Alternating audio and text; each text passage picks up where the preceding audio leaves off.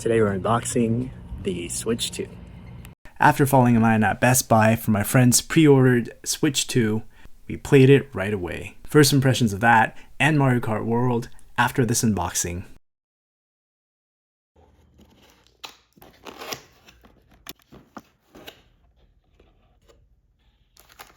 We love how satisfying the clicky buttons were.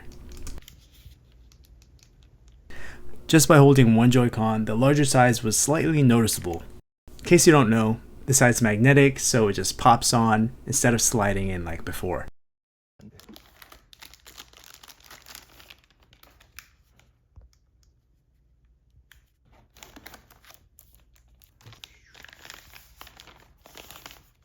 There's that new giant screen. Back to LCD like the original Switch.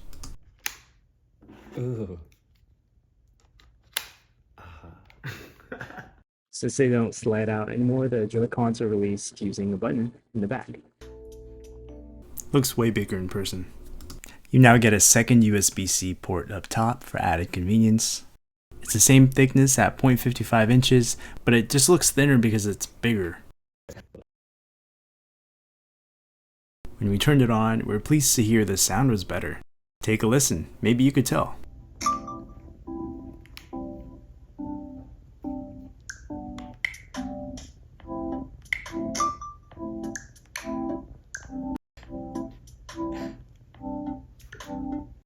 Just like before, the kickstand can go really far back. It just looks a little different with a redesign.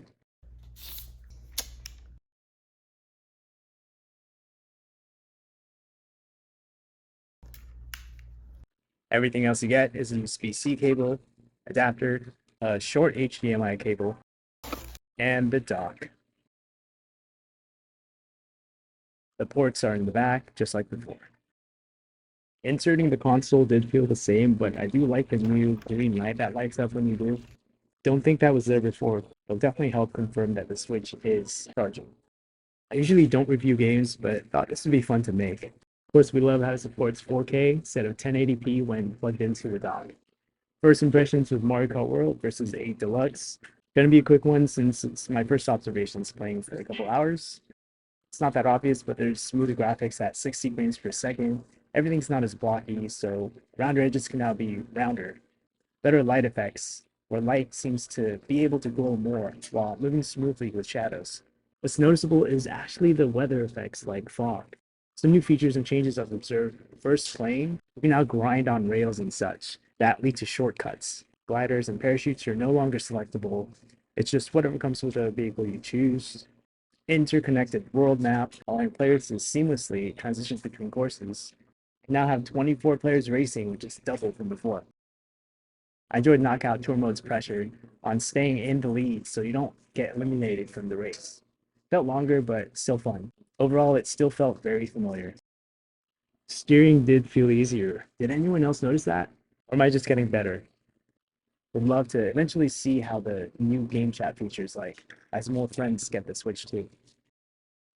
That's a quick one for today. I hope that helped. If so, give it a like and subscribe for more. Thanks for watching.